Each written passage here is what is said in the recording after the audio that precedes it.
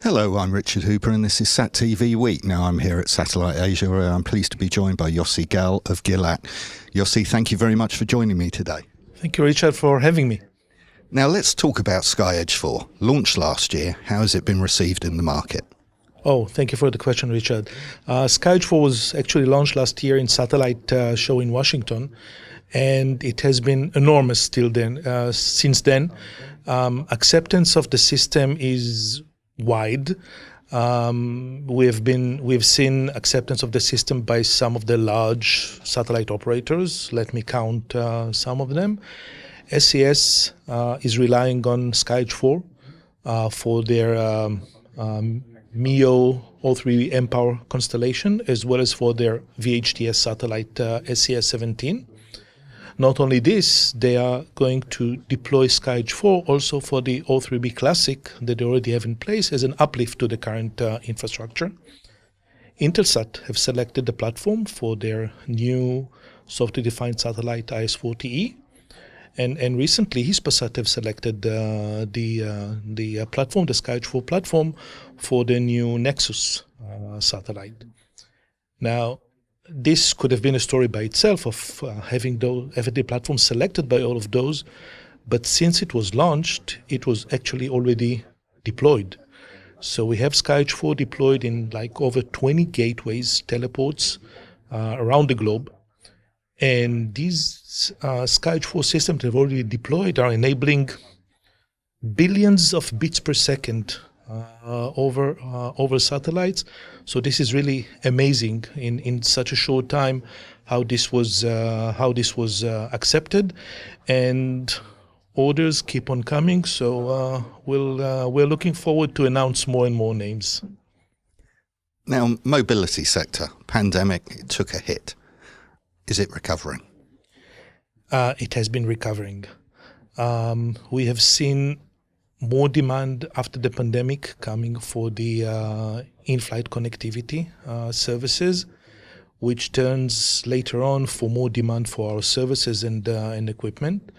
We have been deploying more and more systems. Let me give you an example. It's Intelsat Inflight services, formerly GoGo, that is expanding over the globe like a very large global network, and we see the demand that is rising.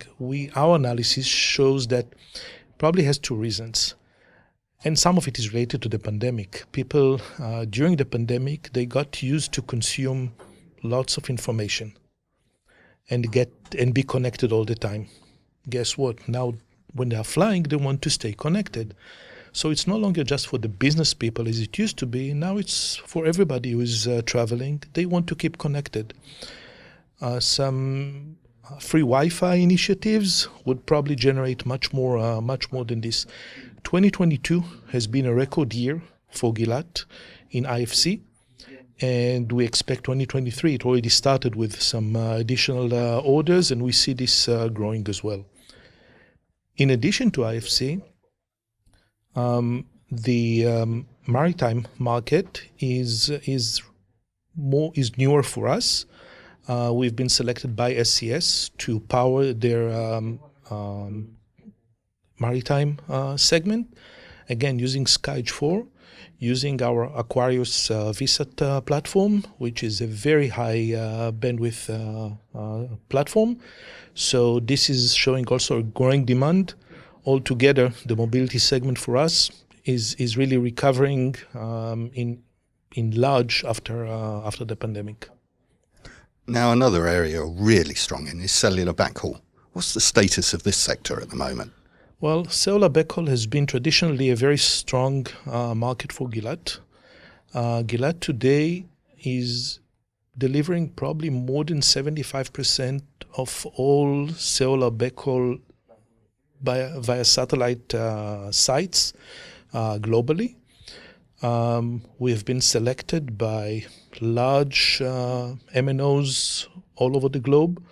Enough mentioning that, kind of all of the Japan operators are using our technology. We're talking about thousands of towers that are connected with Gilat VSATs. And from this high-end market go to the Africa market, where we are serving thousands of villages, using towers that would be deploying 2G, 3G, sometimes 4G.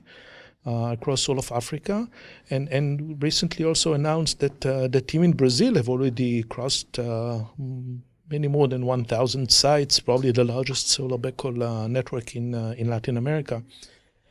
It is amazing to see how satellite backhaul, solar backhaul via satellite, became a very acceptable solution for the MNOs to deploy over very large areas. We do this without giving up on any of the critical SLA elements as well as user experience. I've recently met with one of the CIOs of one of the MNOs, and it's amazing to see how he's so focused on the user experience of his customers over the satellite solar backhaul sites, and so acceptable to this new technology and how this works for him. This was done using our patented technology that allows user experience which is very close to terrestrial, despite going over geo satellites. Now, lesser known is your activity in the defence and government solutions. What are you providing into those markets? We're providing different solutions. Remember that Gilat, by large, is providing not only satellite networks or ground segment networks, but also power amplifiers and specially made antennas. Altogether, we've been supporting the defense sector for many years. We have announced that this is a strategic market for us. We announced earlier this year that we will acquire DataPath in the US, and a transaction that we expect to close within this year. And this strengthens our presence in this market, which we see as a very important market and a growth engine for Gilat. Now, changing the subject slightly, digital divide. Connectivity, broadband, people need it to develop. They need it for villages to develop, towns to develop. What's Gilat's involvement in helping this happen? That's a great question. Let me start by saying that our vision is that we believe in the right of all people to be connected. Once you say that, it's for us to execute on this. And it goes, and we accomplish this through our cellular backhaul connectivity, connecting many people, enabling basically the mobile operators to get much further into the rural areas, connecting tens of thousands of schools worldwide, working with government projects of supporting this.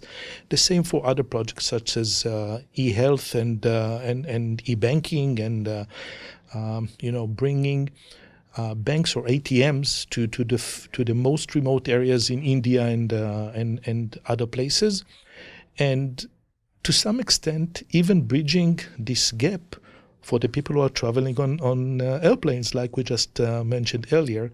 So pretty much every place on Earth is reachable today using the technology, and we're doing the utmost in order to solve all these problems with any partners that we have worldwide, MNOs, satellite operators, governments, and other organizations. Now, finally, the market. Disruptive, LEO constellations. How is Gilat addressing these changes? First of all, it's an exciting time to be in this industry, in this market. The industry is going through many changes, and part of them are disruptive. We see huge value in offering that would be multi-orbit offering. Our technology, SkyEdge IV, is already multi-orbit. It's already serving and allowing use of both GEO and MEO altogether. We don't see any type of technology winning. We see all those enabling more and more communications in the market. And we believe that each one of the parties will have its own place. So in terms of technology, our technology is already adapted to the era of the need for elasticity in the market, the need to have multi-orbit, the need to have the support for software-defined satellites, which is the next generation. And our technology is adaptable and ready also to work together with any of the current or future LEO satellites. For the LEO constellations, again, reminding that Gilat is also providing power amplifiers. So we already announced that we are the provider of power amplifiers to an existing constellation, and we have already been awarded with projects for an upcoming constellation. So we are fully engaged in this new era. Exciting times. Thank you for talking to me. Thank you, Richard. It's been a pleasure.